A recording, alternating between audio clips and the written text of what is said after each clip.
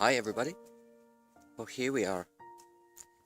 Friday the 19th of July.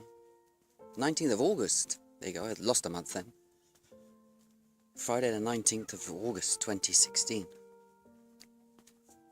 Day after a full moon. And what an interesting week. Or 10 days since I last made my video.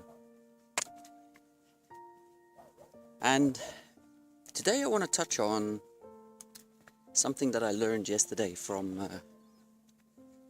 my daughter's counsellor, psychotherapist. And it's something that I've tried to help my daughter with, but it is to do with this connection with my beloved. And I suppose in a way we can say her soul mother. And what I learned was very enlightening, because we obviously have this mind, body and soul. Our soul is pulling us, our heart, our soul is driving or guiding us. Our mind is driving us. I think this is the two distinct differences between mind and soul, or heart, essence. And I was discussing some things with her, the counsellor yesterday, psychotherapist yesterday, about things that have happened in the last 10 days with my daughter. Because I'm a concerned parent. I love my daughter, I love all of my children, and I know what I went through as a child. I know what they've been through as children themselves, and the struggle or the battle with mind over matter and spirituality and divinity.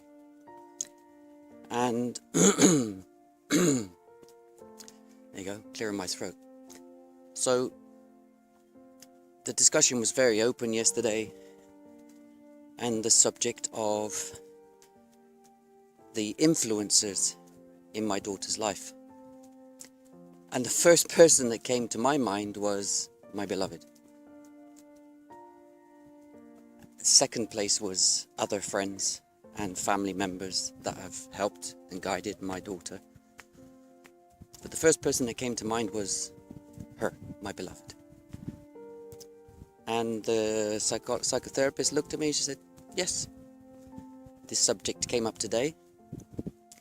And she was actually so surprised or overwhelmed by the depth of love and affection that my daughter had or has with my beloved. And try to explain something spiritual to somebody that's, let's say, scientific, maybe not scientific, but educated. And I was asked to explain this connection, this relationship that they had. And it came back to me, how I felt, how I experienced. And one of the things that she said to me was, I can still see anger in you, Dean. I can still see that you're frustrated with the situation. And I said, yes, for 2 years I've been healing myself, I've been taking help and guidance. But I'm frustrated with the situation because I feel helpless at being a parent. I feel helpless in trying to help my daughter, because it's a parent-child relationship is always very subjective. So I asked for any logical reasons for this intense connection that's still prevalent in my daughter, my now soon-to-be 14-year-old daughter. And I also put into factor balance, the no communication, no contact with her and my beloved for 2 years. And one of the things she said to me was that this is entrenched in her mind. She is suffering from trauma from this physical breakup of the relationship, more so than the physical relationship with her mother. And I've asked, what can I do? And again, it's talk openly about it, and to discuss these things, what's bugging her, why, how, and what I can do to help with her emotionally. And after explaining for 20 minutes that this is something that I've done consistently, tears started coming to my eyes. And the psychotherapist was also choked. She had tears come to her eyes because she could see the love and the genuine love that my beloved and I shared. And she could also feel the genuine love of that family unit. There's no solution from a psychotherapy perspective other than to keep openly talking about it, not to hide it, to put closure. And closure is a label that some people say, forget about it, shut the door and forget about it and don't talk about it and hope that it goes away. This isn't closure. Closure is about openly discussing these things that affect us on an emotional level. They affect our psyche and they affect our well-being. And love does affect our well-being. And if we look externally for love and we can't find it, emotionally and mentally, this is an attachment. We are unable to function properly. Embracing that love and honouring that love and honouring who we are as individuals and respecting that deep connection and that deep, profound love that's been shared is an appreciation, it's an acknowledgement. We embrace it and we move forward from it. We know that we have experienced something very, very, very unique and special. How we deal with that on a spiritual level is much the same, I believe. We can have no contact. We can have no communication. But we receive these signs, these synchronicities, these words, these images from the higher realms, whether it be our subconscious or from our higher self or from the higher realms, from angels and guides. And these are the bookmarks of our journey. The chapters progress, we progress, but we're reminded of this special and unique connection with somebody. I've had not many relationships in my life, but I've had relationships for long periods of time. And I know inside of me that I've never experienced a physical relationship with somebody as I have with my beloved. And the only real answer for that, from any perspective, is true love. We can push away these thoughts, we can push away everything. And if that still exists, there is something inherently beautiful about it, something divine, you could say, something intrinsically special that we should explore. But there's the exploration on a spiritual level, and there's the exploration on a physical level.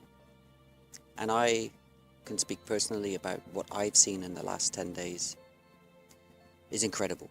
Signs, synchronicities, blatant signs in my face. I have no communication with my beloved at this stage and haven't done for 6 weeks. And I feel content and happy with myself. I'm proud of myself that I haven't had this urge to reach out, which is something new. So that's an evolution. That's progress, that's expansion. I acknowledge the signs, I read the signs as I read them, and I let those signs go. I smile and laugh and embrace them. Because at the end of the day, if it's meant to be, it will be. My beloved knows my address, she knows my telephone number, she knows where I live, the same as I do hers. There's a big distance between us in respect of miles. And I know one day that we will be together. We will venture out together, we will see each other, we will communicate with each other. But we'll communicate in a new way. Our children are telling us something. Our children are also and have suffered and continue to suffer with this connection, this very deep spiritual connection. These things can't be disassembled, no matter how hard we try. Time is the greatest healer, and only time will tell how we recover from these encounters that we've experienced. Our belief in ourselves and our belief in what we know to be true is crucial.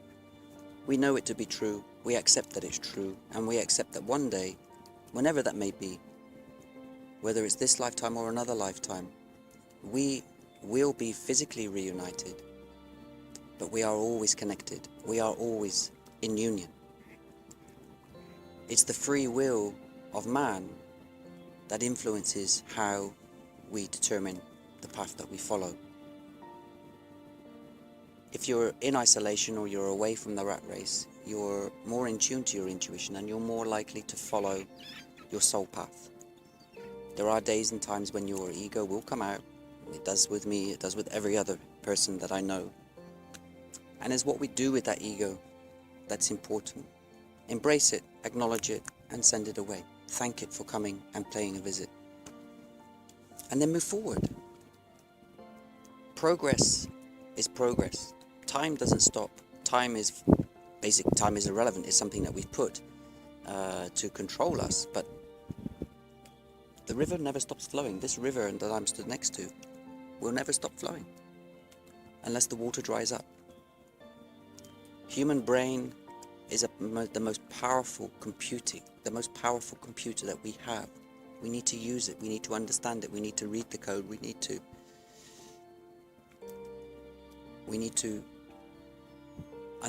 not necessarily understand, but we need to flow.